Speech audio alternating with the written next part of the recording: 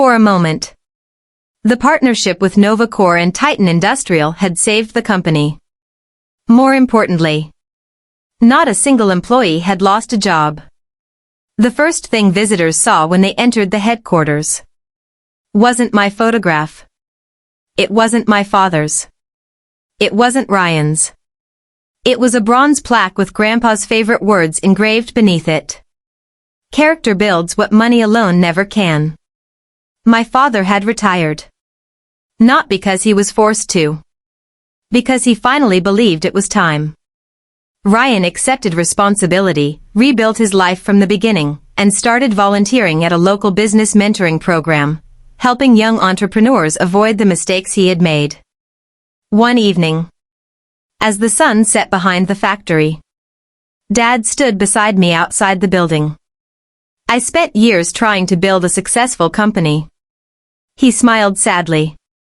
You built something much more valuable. I looked at him. What? He answered quietly. A family that finally learned the truth. For the first time, we stood together. Not as a disappointed father and a forgotten son, but as two men, trying to become better than yesterday. I looked at Grandpa's old company watch, then at the factory he had built. Finally, I smiled. Because I realized something. The greatest revenge was never taking the company away from my family. It was saving it, without becoming the man who once hurt me. And in that moment, I finally understood what Grandpa had been trying to teach me all along. The last laugh doesn't belong to the person who destroys others. It belongs to the one who rises above them. My name is Emily Carter. For most of my life, I believed one thing. No matter how angry a mother becomes, she'll always love her daughter. I was wrong. Because the day I married the man I loved, my mother didn't just reject my husband. She erased me. Growing up, my family cared about one thing more than anything else. Status. My father owned one of the largest real estate companies in our city. My mother lived for appearances. Every charity gala. Every country club dinner. Every luxury vacation. Our family had to look perfect. And according to my mother, so did my future husband. Since I was 16, she had one dream. One day, you'll marry a wealthy businessman. Someone with an expensive suit, a luxury car, and a family name everyone recognized. Then I met Daniel. He wasn't rich. He worked as an electrician. He drove an old pickup truck. His hands were rough from years of honest work. But every time he looked at me, I felt safe. For the first time in my life, someone loved me. Not because of my last name. Not because of my family's money. Just because I was me. When Daniel proposed, I said yes before he even finished asking. It was the easiest decision I'd ever made. It also became the biggest mistake in my mother's eyes. The moment I told my parents, the room went silent. My father lowered his newspaper. My mother laughed. Not because she thought I was joking. Because she couldn't believe I was serious. An electrician? She looked at me with disappointment. Emily. People like us don't marry people like him. I tried to explain. I love him. She shook her head. No. You're confused. Love doesn't pay the bills. I smiled. It doesn't have to. That answer made her furious. For the next 6 months, she did everything she could to stop the wedding. She offered me money. She introduced me to wealthy men. She even promised to buy me a luxury apartment if I left Daniel. Every offer had the same answer. No. The wedding day finally arrived. It was a beautiful autumn afternoon. Daniel stood at the altar, nervously adjusting his tie.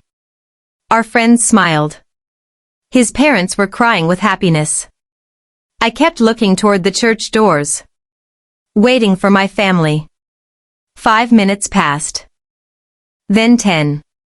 Finally, the doors opened. My parents walked in. Not smiling. Not celebrating. My mother walked straight toward me. Without saying hello, she grabbed the pearl necklace my grandmother had given me. The one I had worn since I was 18. She unclasped it from my neck, looked me straight in the eyes, and whispered, "If you marry him, don't ever call me Mom again." Then she placed the necklace in her purse, turned around, and walked out of the church. My father followed her, without saying a single word. I stood there, unable to move, unable to breathe. Daniel quietly took my hand. He looked into my eyes and softly said, "You don't have to choose between me and them." I squeezed his hand, and answered through my tears, "They already made that choice for me." 30 minutes later, I became Daniel's wife. And in the same hour, I lost my family for the next 7 years. My phone never rang. Not on my birthday. Not on Christmas. Not even when my first child was born. Then, on one cold, rainy evening, someone knocked on my front door. 7 years. 2,556 days. That's how long my mother kept her promise. Not one phone call. Not one birthday card. Not one text message. To my family, I no longer existed. At first, I kept hoping. Every time my phone buzzed, I'd glance at the screen, wondering if it was Mom. It never was. Life wasn't easy after the wedding. Daniel and I rented a tiny one-bedroom apartment above an old grocery store. When it rained, water leaked through the ceiling. The heater barely worked. In winter, we slept wearing sweaters because we couldn't afford to keep the heat on all night. Some weeks, our refrigerator looked almost empty. There were nights when Daniel quietly pushed his dinner toward me. "I'm not hungry." I knew he was lying. So I'd split the plate in half. And we'd pretend it was enough. We didn't have much. But every night, we went to bed holding hands. For the first time in my life, I understood something my mother never did. Peace is worth more than luxury. A few months later, I found out I was pregnant. I was terrified. We barely had enough money for ourselves. How could we raise a child? That night, Daniel sat beside me on our old couch.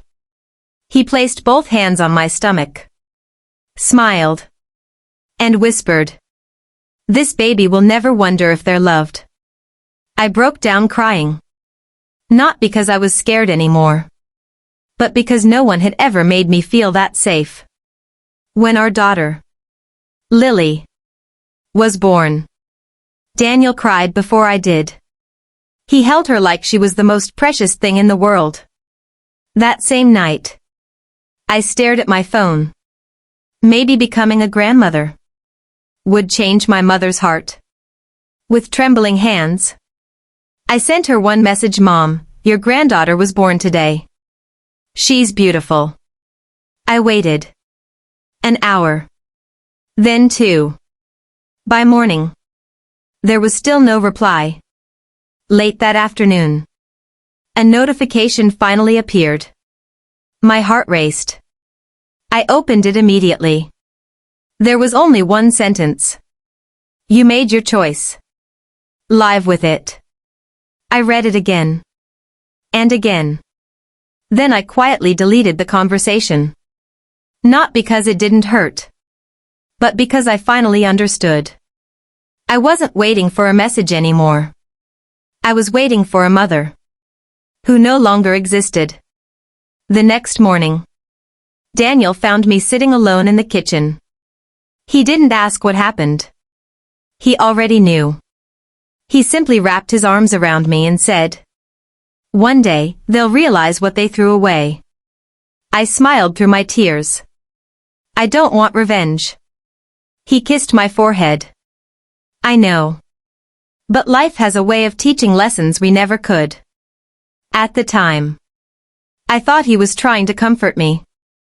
I had no idea how true those words would become. 3 years later, our little apartment was gone.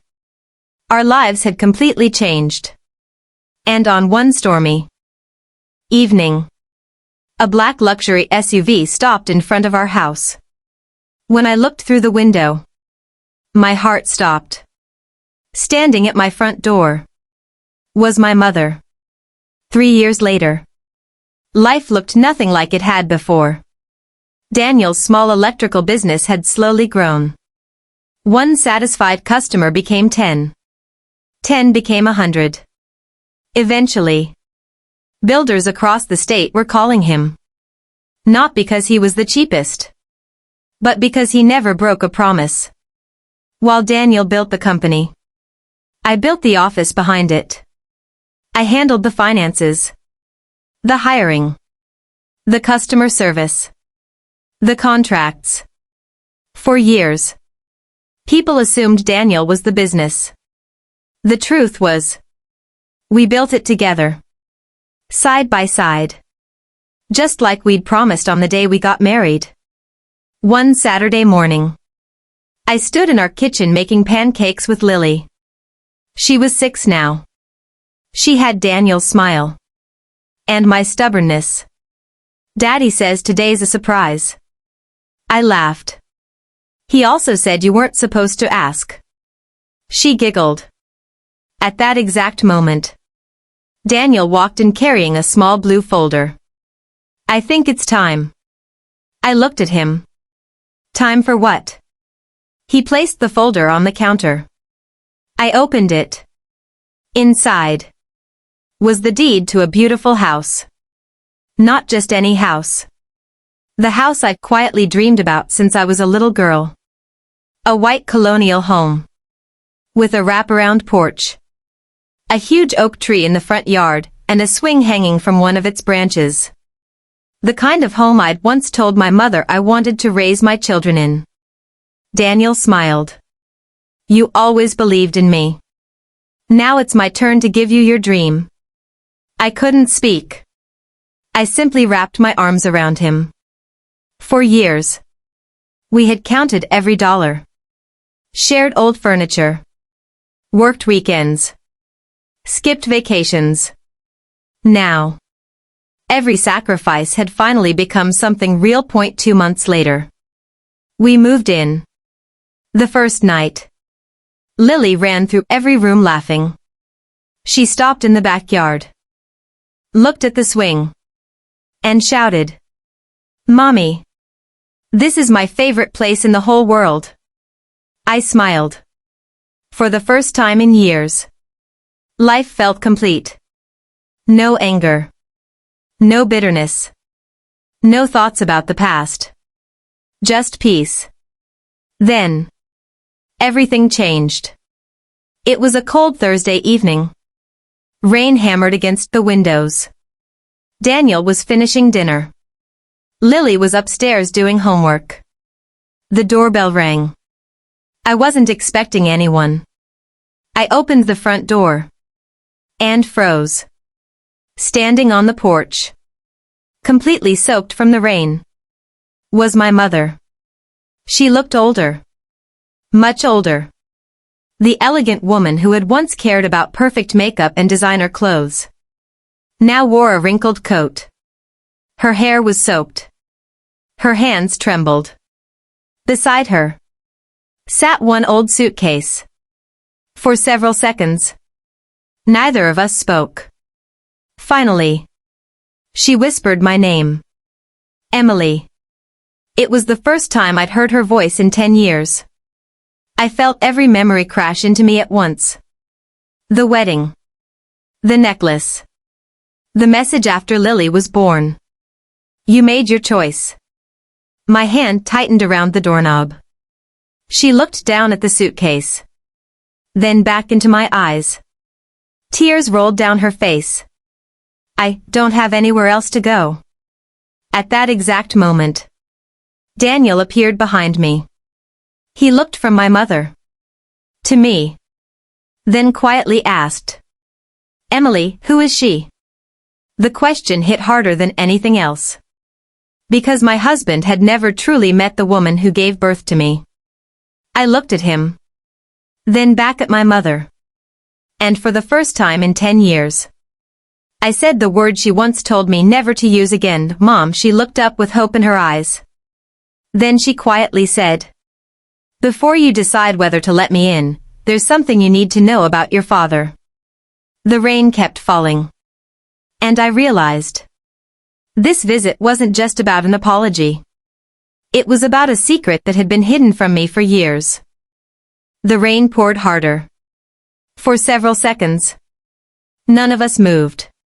My mother stood on my porch, shivering.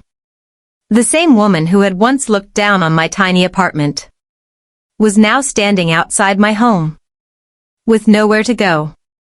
Daniel quietly looked at me. I'll take Lily upstairs. I nodded. As he walked away, he gently squeezed my hand. It was his way of saying, whatever you decide, I'm with you. I took one slow breath, then stepped aside. Come in. My mother hesitated, almost as if she couldn't believe I had opened the door. She picked up her old suitcase and slowly walked inside. She looked around the house. The warm fireplace. Family photos on the wall. Lily's drawings hanging on the refrigerator. Pictures of birthdays. Camping trips. Christmas mornings. A real home. Not because it was expensive. Because it was filled with love. Her eyes stopped on one framed photograph. Daniel and I, holding Lily between us. Laughing. She whispered, You look happy. I answered calmly, I am. For a moment, she looked like she wanted to say something. Instead, she lowered her eyes. I placed a cup of hot tea in front of her. She wrapped both hands around it, trying to stop them from shaking. Finally, she spoke.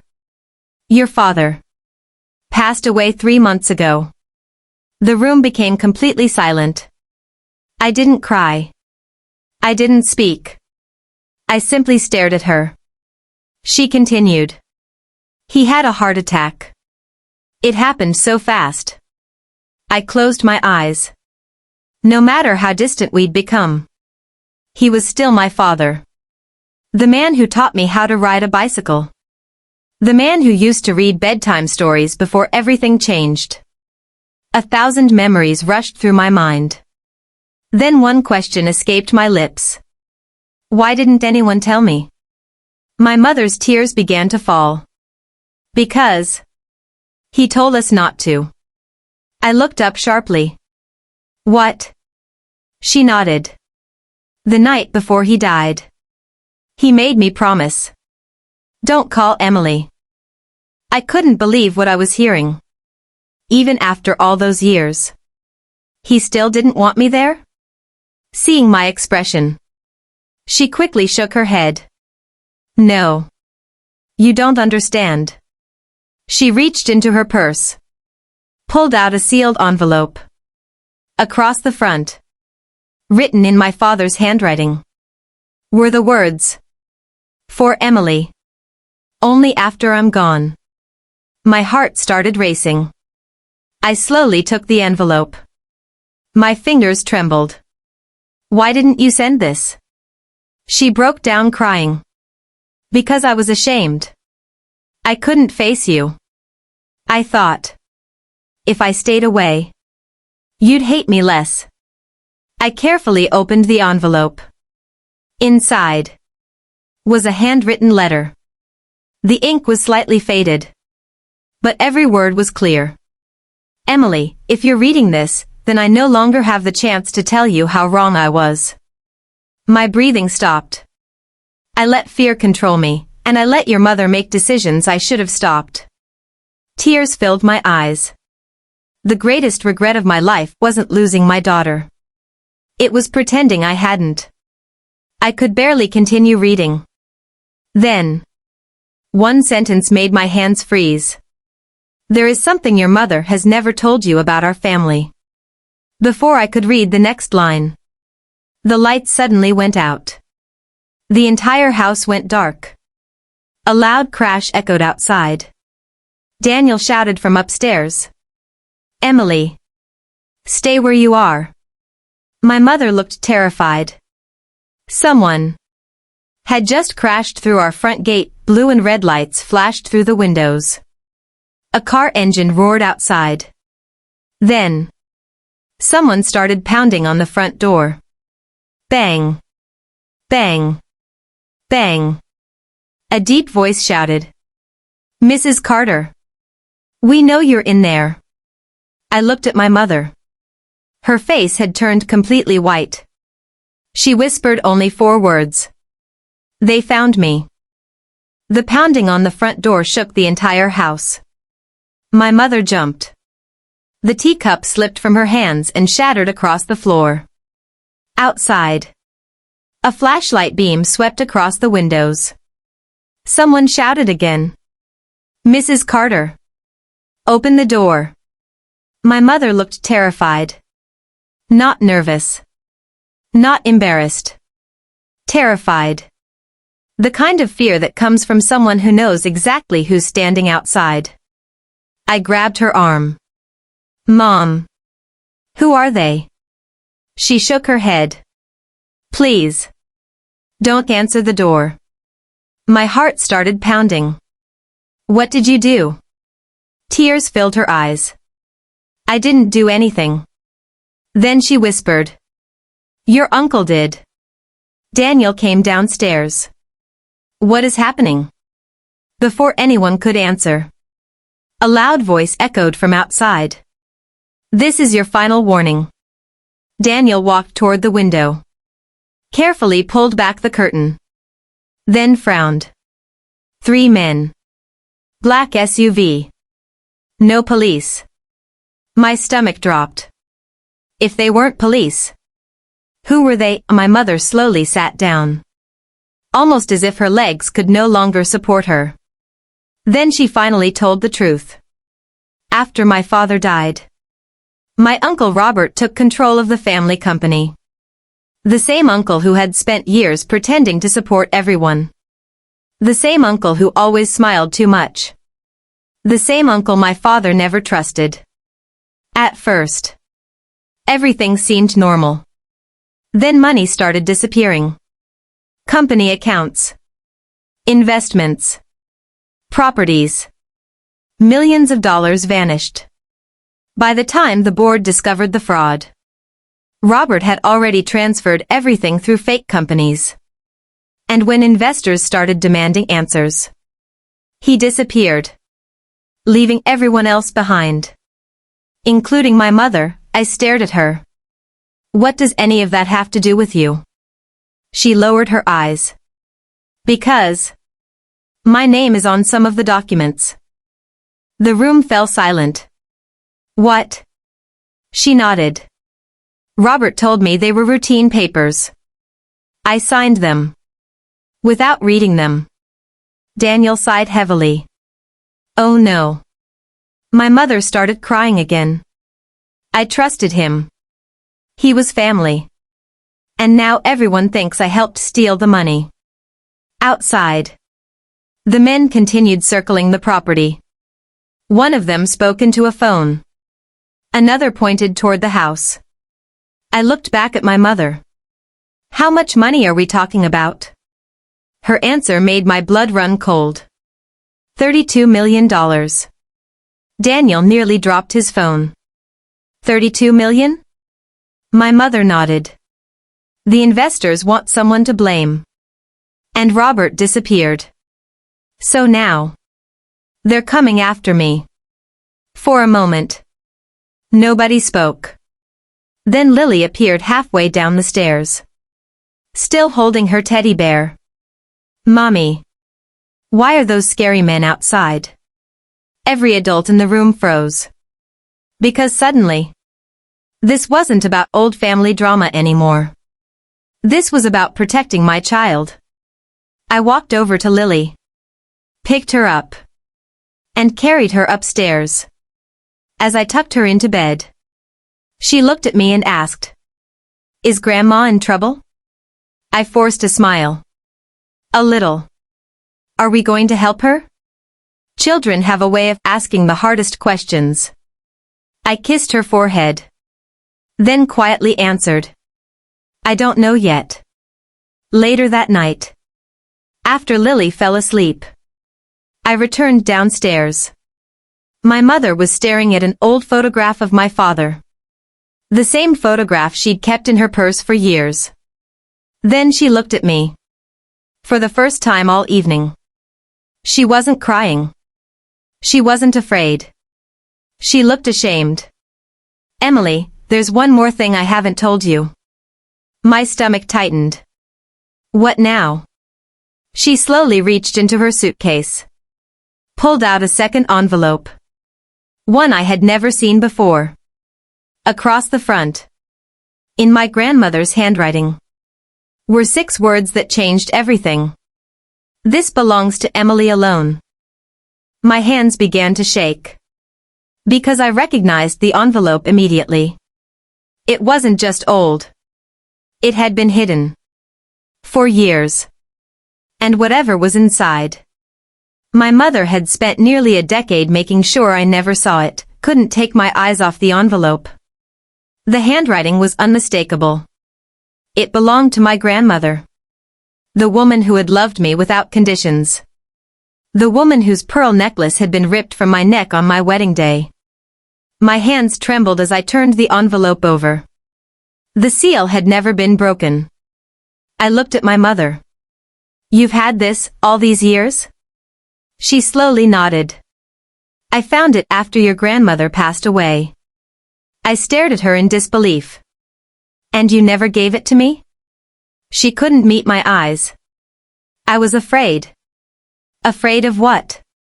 Afraid that if you read it, you'd never forgive me. The room was silent. Even the rain outside had stopped. I carefully opened the envelope. Inside was a handwritten letter, and a small silver key taped to the last page. I unfolded the letter. At the top, my grandmother had written, "My dearest Emily." Tears filled my eyes immediately. It felt like hearing her voice again. "If you're reading this, it means life didn't unfold the way I prayed it would. I know your mother. She loves deeply. But sometimes she mistakes pride for love." I paused. Those words described her perfectly. I kept reading. "One day, you'll have to choose between holding on to pain or holding on to peace. Choose peace." A tear rolled down my cheek. Then I reached the final page. My breathing stopped. "The silver key attached to this letter opens safety deposit box 214 at First National Bank. Everything inside belongs to you." I looked at the tiny key. "What is this?" My mother whispered. "I've never opened it." "I swear." Daniel leaned closer. "Do you think it's money?" I shook my head. "No. My grandmother wasn't like that.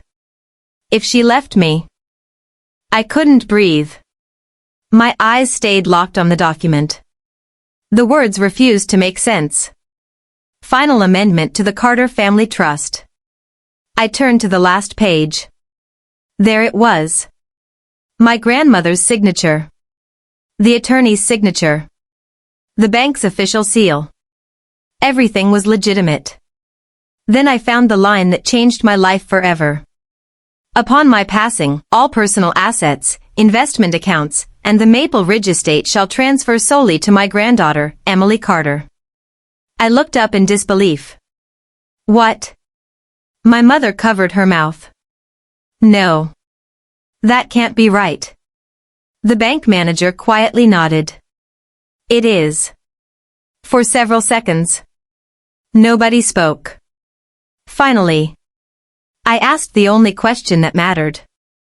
If this belongs to me, why didn't I receive it? The manager hesitated, then slowly answered.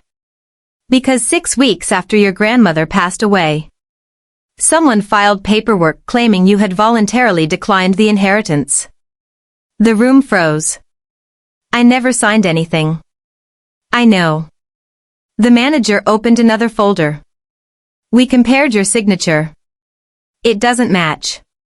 My heart began pounding. Someone forged my name.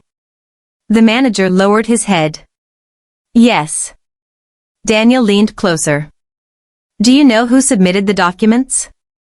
The manager slowly slid a photocopy across the table. At the bottom was one signature. Robert Carter. My uncle. The same man who had disappeared after millions vanished from the company. My mother gasped. Oh my God. He stole your inheritance. I felt years of memories rushing back. The day Grandma died. The funeral. The silence afterward. Not one person had mentioned an inheritance. Not one lawyer called me. Not one letter arrived. Someone had erased me. Again. Only this time. It wasn't because I married Daniel.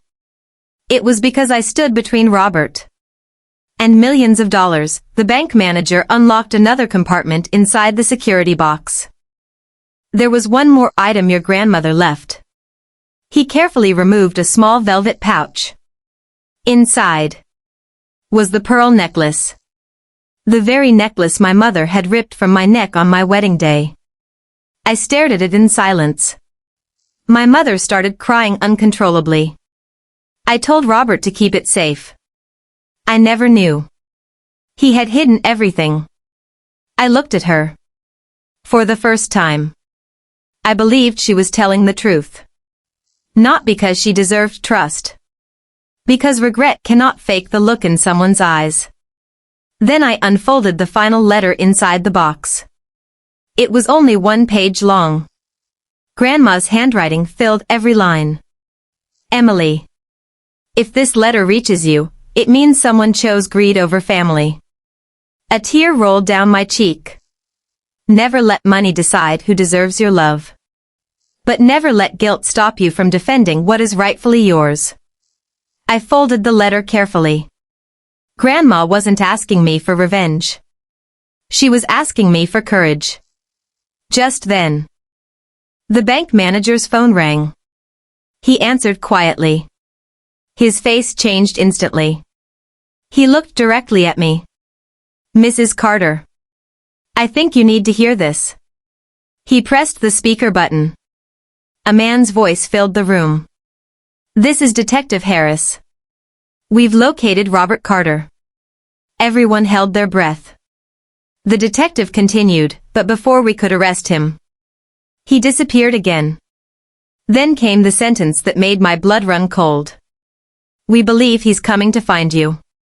The room fell completely silent as we hurried toward the bank exit.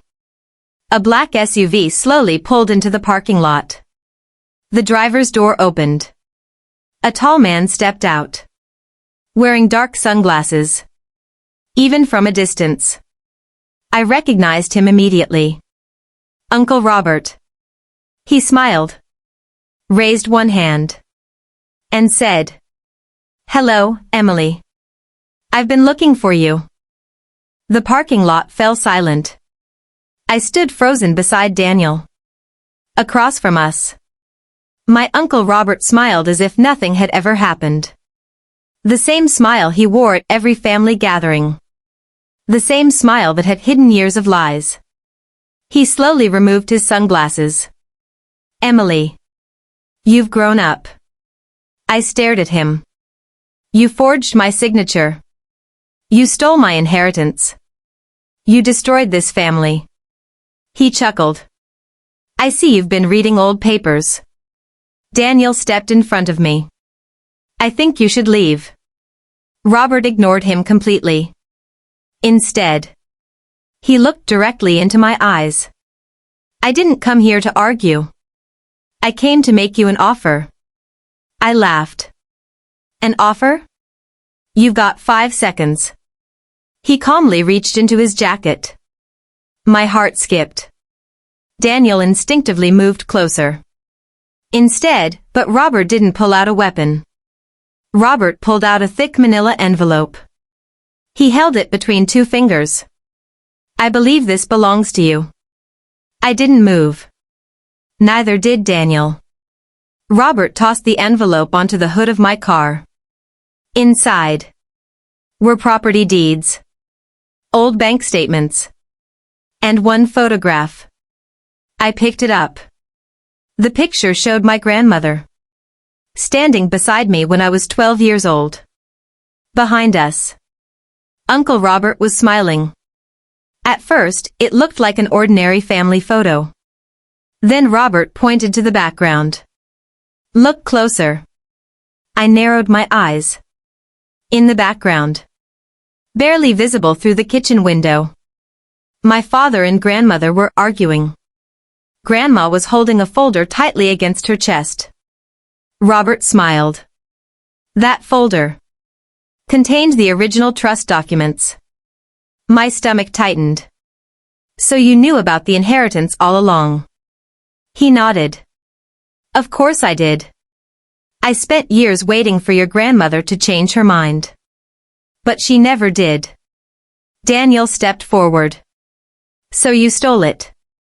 Robert shrugged. I prefer the word redirected. My fists clenched. You stole my future. He looked me straight in the eyes. No. I stole an opportunity. You built your own future. His words made me even angrier. Because part of it was true. Everything Daniel and I owned, we had earned ourselves. But that didn't erase what he'd done. Robert took a deep breath. I know what you're thinking. You want me arrested. I answered without hesitation. You're right. He nodded. I deserve that. For the first time. His confidence cracked. But before you destroy what's left of my life, you deserve to know why. The parking lot became completely silent. He looked down at the pavement. When your grandfather died, I wasn't left with anything. Your father inherited the business. Your grandmother controlled the trust. And I was always the forgotten brother. He laughed bitterly. I spent my entire life watching someone else receive everything. So when I saw the trust documents, I convinced myself I was taking back what should have been mine. I shook my head. No. You stole from your own family. He closed his eyes. I know. Just then, police sirens echoed through the parking lot. 2 patrol cars turned the corner. Robert looked toward them. Then back at me. I could run. I've done it before. But I'm tired. Very slowly. He placed both hands in the air. The officers stepped out. One approached cautiously. Robert Carter? He nodded. I'm the man you're looking for. The officer placed him in handcuffs. Robert didn't resist. As they led him toward the police car, he stopped, turned back toward me, and quietly said, Emily, there's one lie I never told. I frowned. What are you talking about? He looked directly at my mother. Then whispered, Your father knew about the inheritance. And he tried to stop me. My mother gasped. What? Robert lowered his head. I threatened to expose a mistake from your father's past. And he chose to protect this family. Instead of fighting me. The words hit us like a wave. Everything I'd believed about my father. Everything I'd blamed him for. Suddenly didn't seem so simple. As the police car drove away. I looked down at the letter still clutched in my hand. Then my phone rang. The caller ID read, "Family Attorney, James Collins." I answered. His voice was urgent. "Emily, there's something in your grandmother's will that nobody has seen. You need to come to my office immediately." The drive to Mr. Collins' office felt endless. No one spoke. Daniel kept both hands on the steering wheel. My mother stared out the window. I couldn't stop thinking about Robert's last words. "Your father tried to stop me. For 10 years. I had believed my father abandoned me. Now. I wasn't sure I knew the truth at all. Mr. James Collins had been my grandparents' attorney for over 30 years. When we entered his office, he was already standing beside a large conference table. His expression was serious. "I'm glad you came." He looked at my mother. Then at me. "Emily. I've been waiting a long time for this meeting." I frowned. "What do you mean?" He slowly opened a thick leather binder. "Because your grandmother instructed me to reveal one final document only if Robert was ever arrested." The room became silent. Mr. Collins removed a sealed envelope. Across the front were my grandmother's handwritten words. "Final instructions for Emily Carter." He carefully broke the seal. Pulled out a single page. Adjusted his glasses. Then began reading aloud. "If Robert is arrested, it means my greatest fear became reality. Emily, if you're hearing this, then your father deserves the truth to be known." I held my breath. Mr. Collins continued. "Your father never agreed to cut you out of this family. He begged me to tell you everything." My eyes filled with tears. "What?" Mr. Collins nodded. "Your father came to my office the week after your wedding. He wanted to bring you home. He even prepared legal papers to protect your inheritance." My mother started crying. "I never knew." The attorney looked at her gently. "No. Because he never told you. He was trying to fix everything quietly." I couldn't believe it. "So why didn't he?" Mr. Collins closed the file. "Because Robert threatened him." The room fell silent again. Mr. Collins spoke slowly. "Robert had evidence that your father had unknowingly signed documents containing serious accounting errors years earlier. They weren't fraud. They were mistakes. But if Robert had released them publicly, your father would have lost the company. And hundreds of employees would have lost their jobs." Daniel frowned. "So he made a choice." The attorney nodded. "Yes. He chose to protect the company. Even if it meant losing his daughter's trust." A tear rolled down my cheek. For years, I'd believed my father had rejected me. The truth was far more painful. He had sacrificed his relationship with me to protect hundreds of families.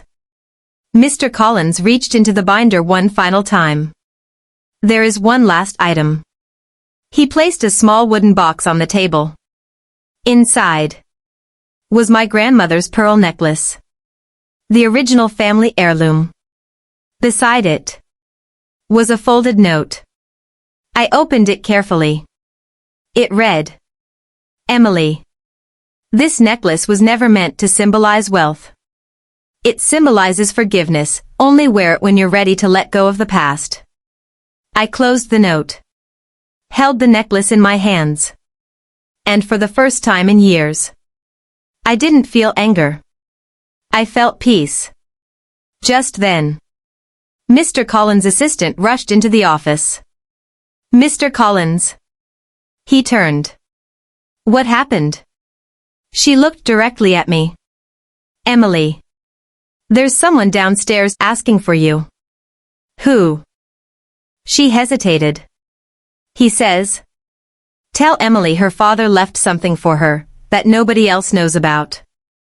The room went completely silent. Mr. Collins frowned. What's his name? She answered quietly. Michael Carter. My mother's face turned white. She whispered. That's impossible. Michael disappeared 20 years ago. I looked toward the office door. A slow, steady set of footsteps echoed down the hallway. Then, the door opened. An older man stepped inside, holding a worn leather briefcase. He looked directly at me and said, Emily, I've been keeping your father's final promise.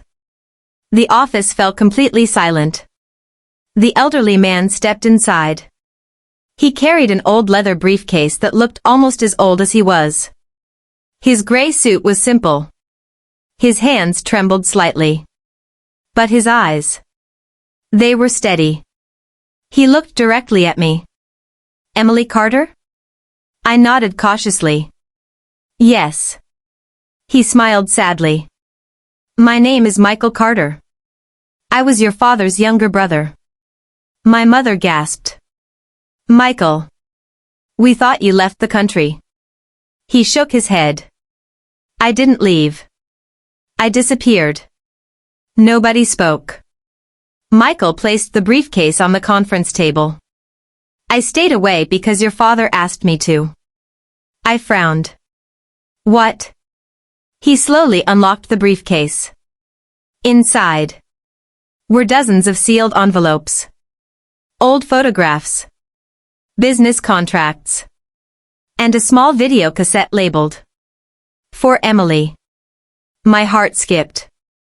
My father made this? Michael nodded. 6 weeks before he died. He knew his heart was failing. He wanted you to know the truth. Mr. Collins quietly dimmed the lights. An old projector flickered to life. Static filled the room. Then, my father's face appeared on the screen. He looked older. More tired. But his smile was the same smile I remembered from childhood. For a moment, I couldn't breathe. He looked directly into the camera. Hi, sweetheart. Tears instantly filled my eyes. If you're watching this. Then I ran out of time. The room became silent. I've rehearsed this conversation 1,000 times. But I never found the courage to have it while I was alive. He lowered his eyes. I'm sorry. Not because you married Daniel. But because I wasn't brave enough to stand beside you. My mother quietly covered her face. Daniel reached for my hand. I held it tightly. Dad continued speaking. The day you walked down that church aisle. I wanted to stop your mother. I wanted to hug you. And tell you how proud I was. A tear rolled down my cheek. But Robert threatened everything. He knew about mistakes I'd made years earlier. He promised to destroy the company. And 400 innocent families would lose their jobs. He sighed deeply. So I made the worst decision of my life. I chose silence. The recording paused for a moment. Then Dad smiled again. A genuine smile. But there's one decision I never regretted. Believing in you. Everyone looked at me. Dad continued. Emily. The day you married Daniel. You became stronger than I ever was. You chose love over money. Character over status. And because of that, you've already won. I couldn't stop crying. For years, I'd carried the weight of rejection. Now, every wall around my heart was falling apart. The video reached its final minutes. Dad leaned closer to the camera. Michael knows where I hid the last document. It belongs only to you. The screen went black. Nobody moved. Michael slowly opened a hidden compartment inside the briefcase. He removed one final envelope. Across the front, written in my father's handwriting, were 8 simple words. Emily. This is the future I saved for you. I opened it carefully. Inside was the deed to a piece of land. Not just any land. It was the empty property next to Daniel's growing business. The appraisal value had increased to nearly $12 million. Attached was a handwritten note. I couldn't protect your past, but I prayed this would help protect your future. My knees nearly gave out. Even after everything my father had spent years quietly building something just for me, before anyone could speak. Michael's phone rang. He answered. His expression changed instantly. He looked directly at me. Emily. The investors Robert stole from. They're on their way here. And they believe you're the new owner of everything he took. Outside, black SUVs began pulling into the parking lot. Black SUVs rolled into the parking lot one after another. The tires crunched against the gravel. Every vehicle stopped at the same time. The doors opened. Men and women in expensive business suits stepped out. Some looked angry. Others looked exhausted. All of them had one thing in common.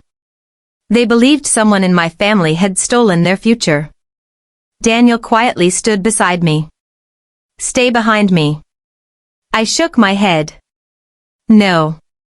I've spent too many years hiding from problems I didn't create. If this ends today, it ends with the truth. One man stepped forward. He looked to be in his 60s. His face was worn with stress. He introduced himself. My name is Thomas Reynolds. My investment firm lost nearly $8 million. A woman beside him spoke next. My retirement fund invested in your family's company. I lost everything. Another man added. I had to lay off 200 employees. Each story felt heavier than the last. Not because I was guilty, but because innocent people had suffered. Thomas looked directly at me. So tell me, are you any different from Robert? The question hit harder than I expected. I could have defended myself. I could have blamed Robert. Instead, I answered honestly. I can't undo what he stole. But I can promise you one thing. I won't hide from the truth the way my family did. The crowd remained silent. I continued. If Robert committed a crime, he should answer for it. If my family made mistakes, we'll face those too. But I won't make promises I can't keep. For several seconds, no one said a word. Then Thomas slowly nodded. That's the first honest answer I've heard in years. Just then, Detective Harris arrived. He walked straight toward the group. I have an update. Everyone turned. Robert Carter has agreed to cooperate. My mother looked shocked. He confessed? The detective nodded. He admitted forging Emily's signature. He admitted stealing the inheritance. And he admitted creating fake companies to hide the money. Relief washed over me. Finally, the truth was becoming official. Then the detective looked at me. There's one more thing. He handed me a sealed evidence envelope. We recovered this from Robert's private safe. Across the front, in faded handwriting, were my grandmother's initials. I opened it carefully. Inside was a small notebook. Every page contained handwritten records, payments, transfers, property purchases, and names. Lots of names. One name appeared again and again. Not Robert.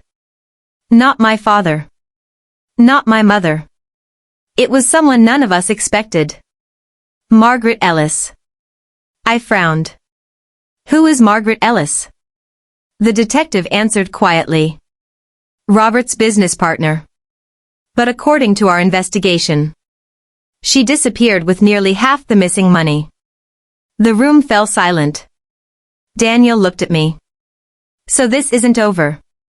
The detective shook his head. Not even close. As everyone prepared to leave, Thomas Reynolds walked back toward me. He extended his hand. I judged you before I knew the truth. I shook his hand. I probably would have done the same. He smiled faintly. Your grandfather once told me, character is revealed when everything else is taken away. You proved he was right. For the first time that day, I felt hope. Not because the nightmare was over, but because trust was beginning to return that evening. As Daniel and I returned home, we found Lily sitting on the front porch. She held a small gift box wrapped in brown paper. Mom, a lady dropped this off for you. There wasn't any name. I slowly opened the box. Inside was my grandmother's wedding ring. And beneath it, a handwritten note. It contained only one sentence. If you want the rest of the truth, meet me tomorrow at sunrise. There was no signature. Only a single letter. I barely slept that night. The small gift box sat on my bedside table. My grandmother's wedding ring reflected the moonlight through the window. Beside it, a handwritten note. If you want the rest of the truth, meet me tomorrow at sunrise. Signed with only one letter. M. Daniel looked at me. You're actually going? I nodded. I've spent 10 years searching for answers. I'm not stopping now. Just before sunrise, I drove alone to the address written on the back of the note. It led me to an old lakeside cafe. The place was almost empty. Only one elderly woman sat near the window. She wore a cream-colored coat, silver hair, calm blue eyes. The moment she saw me, she smiled. You must be Emily. I stopped. You're Margaret? She nodded. Margaret Ellis. The same name from Robert's notebook. Every instinct told me to leave. Instead, I sat down and Margaret wrapped both hands around her coffee cup. I know what Robert told you. And I know what the police believe. I stared at her. So tell me. Did you steal the money? She smiled sadly. No. I protected it. I frowned. What? She reached into her handbag. Pulled out a small flash drive. I've kept this for 12 years. It contains every transaction Robert ever made. Every fake company. Every hidden account. Every property. My heart raced. Why didn't you give it to the police? Her eyes filled with tears. Because Robert threatened my son. He said if I spoke, my family would disappear. For a long moment, neither of us spoke. Then she slid the flash drive across the table. It belongs to you now. I picked it up carefully. Why trust me? Margaret smiled.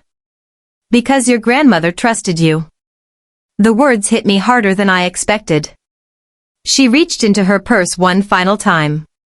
This time, she removed an old photograph.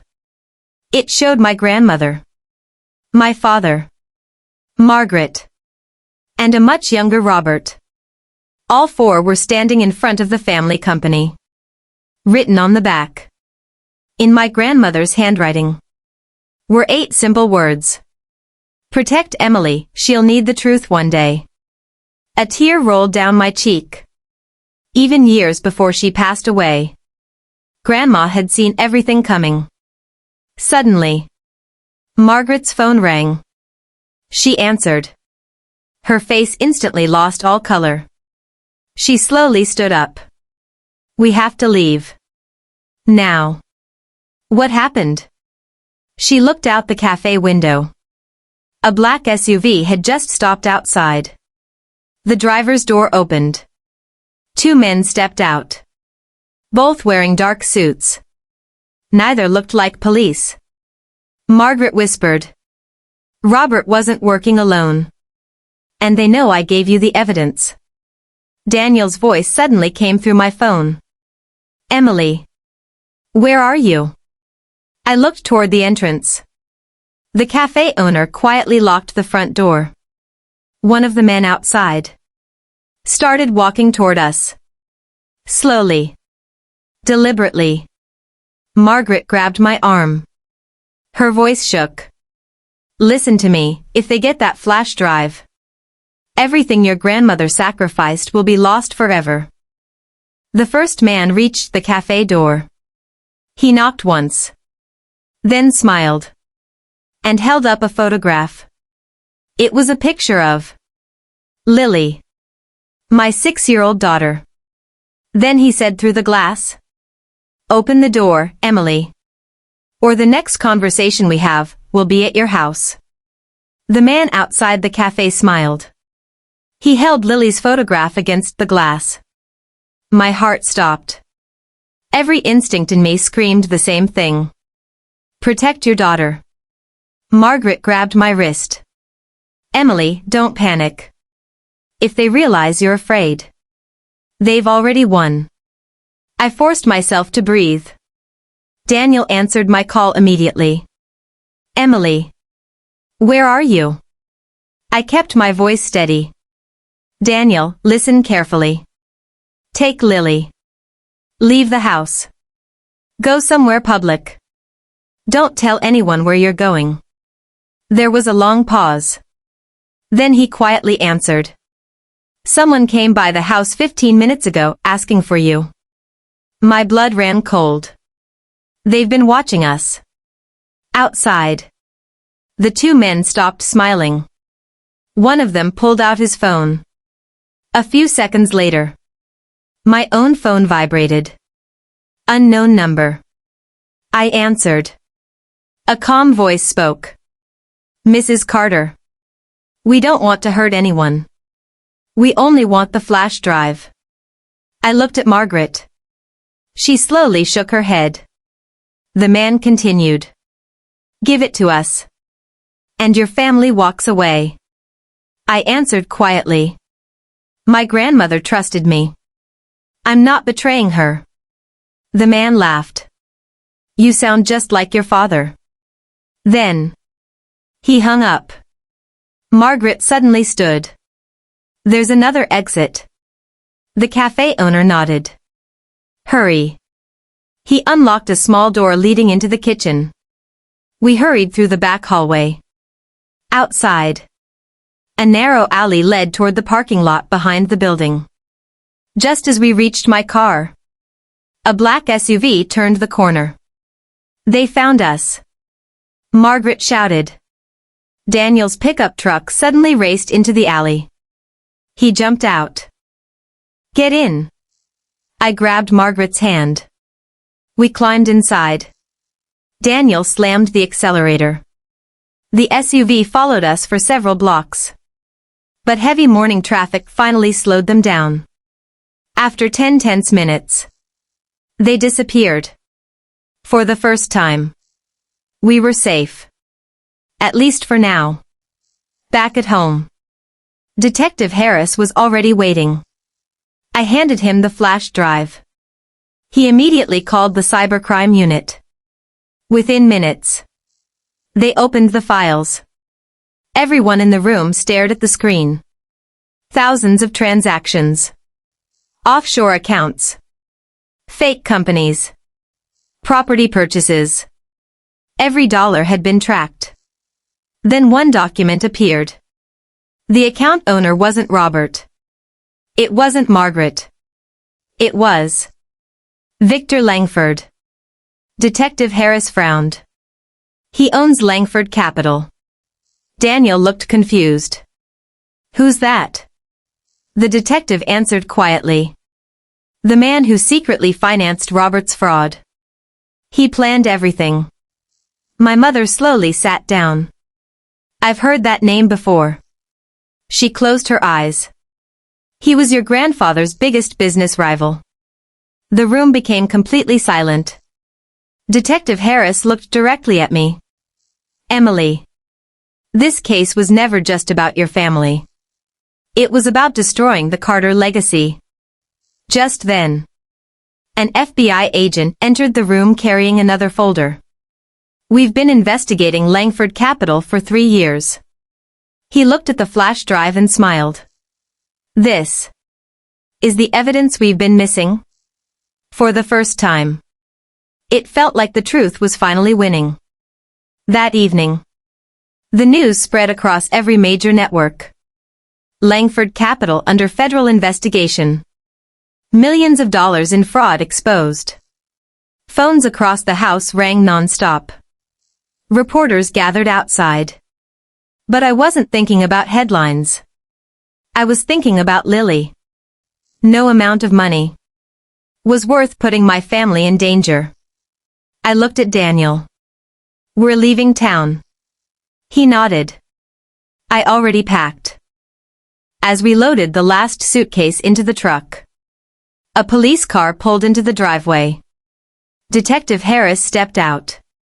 His face was unusually serious. He walked straight toward me and quietly said, Emily. Victor Langford has disappeared. I felt my stomach tighten. Then he added one final sentence. And according to the evidence, you're the last person he needs to find. I couldn't move. Detective Harris's words echoed in my mind. Victor Langford has disappeared. And you're the last person he needs to find. Daniel immediately locked the front door. He pulled every curtain shut. Lily looked at us from the living room. Mommy. Are we playing a game? I forced a smile. Something like that.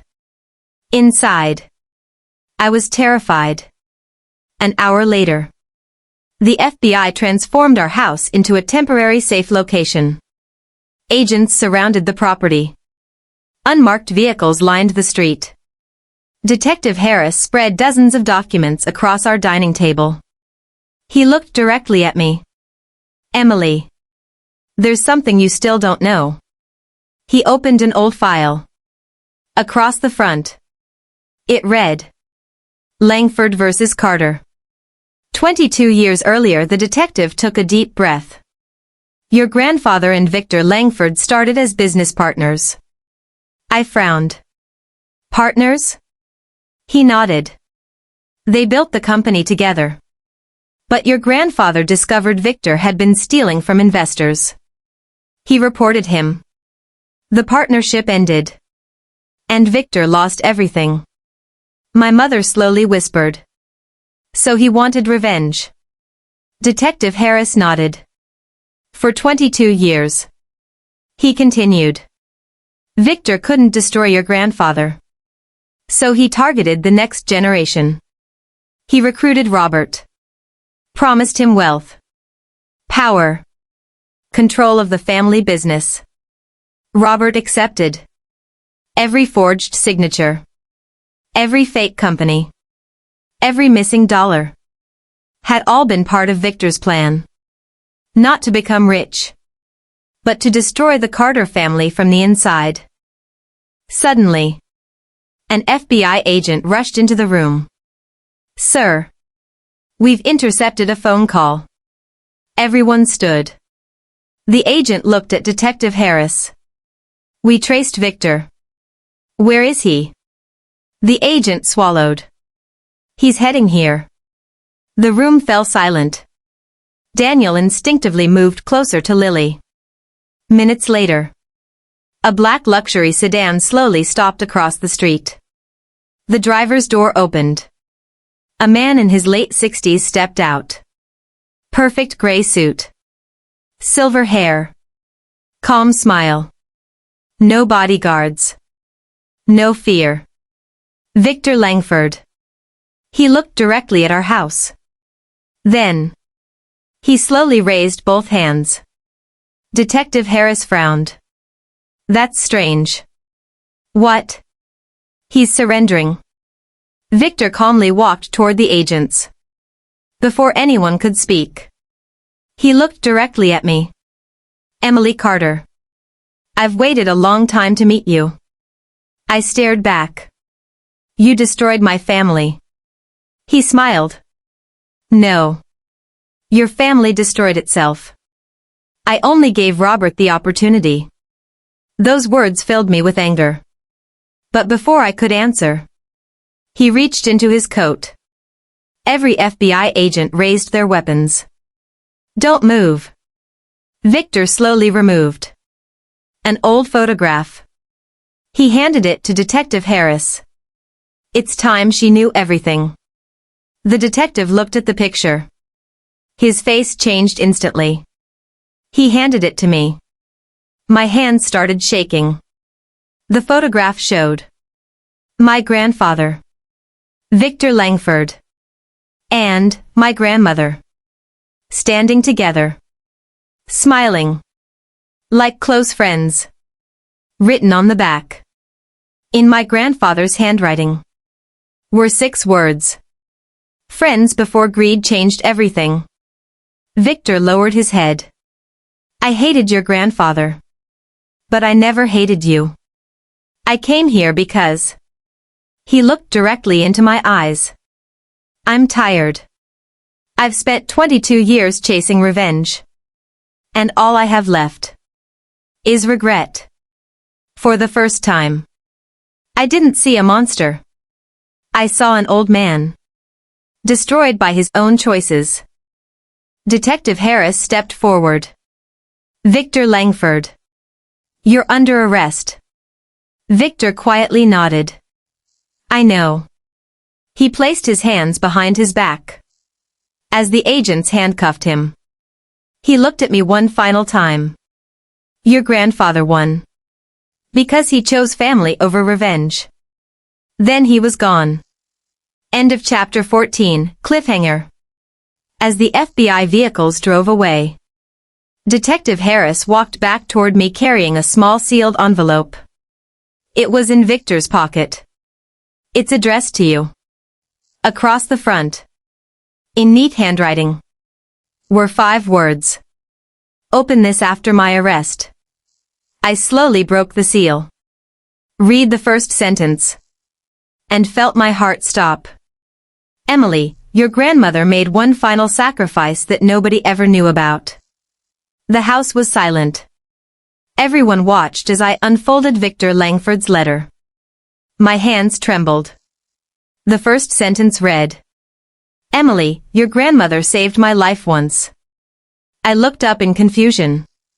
Detective Harris frowned. What? I continued reading. 23 years ago, I lost everything because of my own greed. I wanted revenge against your grandfather. But your grandmother visited me in secret. The room became completely silent. She asked me to let go of my hatred. She even offered to help my family start over. A tear rolled down my cheek. Grandma, even then, had chosen compassion. Victor continued. I refused. I spent the next 2 decades trying to destroy the Carter family. In the end, I only destroyed myself. I slowly folded the letter. For years, I believed revenge would someday make everything feel right. But standing there, looking at my husband, looking at Lily, looking at my mother, I realized something. The happiest years of my life had happened after my family rejected me. Not because they hurt me, but because Daniel helped me build a new family. One based on love, not pride. I slowly folded the letter. For years, I believed revenge would someday make everything feel right. But standing there, looking at my husband, looking at Lily, looking at my mother, I realized something. The happiest years of my life had happened after my family rejected me. Not because they hurt me, but because Daniel helped me build a new family. One based on love. Not pride. A week later, Robert officially pleaded guilty. Victor Langford accepted responsibility for his crimes. The stolen assets were recovered through the investigation. Most of the investors received compensation. The Carter family company was finally cleared of every accusation. One quiet afternoon, Daniel and I visited my grandparents' graves. Lily carried a small bouquet of white lilies. She gently placed the flowers beside Grandma's headstone. Then she looked up at me. "Mom, was Great-Grandma a hero?" I smiled through my tears. "Yes. The bravest person I've ever known." As we turned to leave, my mother stopped beside Grandma's grave. For a long time, she said nothing. Finally, she whispered, "I'm sorry." Not to me. Not to anyone else. To her own mother. The woman whose advice she had ignored. The woman she had disappointed. When she turned toward me, her eyes were filled with tears. "I don't expect forgiveness. I don't deserve it. But if you ever decide, I'd like to know my granddaughter." I looked at Lily. Then at Daniel. For years, I had imagined this moment. I thought revenge would feel satisfying. Instead, it felt empty. Grandma's words echoed in my heart. Choose peace. I walked toward my mother. Not because the past had disappeared. Not because everything was fixed. But because carrying anger any longer would only hurt me. I hugged her. She broke down crying. "I'm so sorry, Emily." I whispered. "I know." 1 year later, life had completely changed. Daniel's company had become one of the fastest-growing electrical contractors in the state. The piece of land my father secretly left us became the location of our new headquarters. Above the entrance, a bronze plaque displayed one sentence. "Character is the greatest inheritance." Every new employee read those words on their first day. Not because they were good for business. Because they were true. My mother's relationship with Lily grew slowly. Trust wasn't rebuilt in a day. It took honesty, patience, consistency. Exactly the things our family had lacked for years. One Sunday afternoon, Lily ran across the backyard laughing. She looked at me and asked, "Mom, are we a happy family now?" I smiled. "We're an honest family now. And that's even better." As the sun set behind our home, I took one last look at Grandma's pearl necklace around my neck. Then at Daniel. Then at Lily. Finally, I understood the lesson my grandmother had tried to teach me all along. The greatest revenge isn't making the people who hurt you suffer. It's building a life so full of love that their hate no longer controls your future. I wasn't the daughter they disowned anymore. I was the woman who refused to let pain define her. And that was the last laugh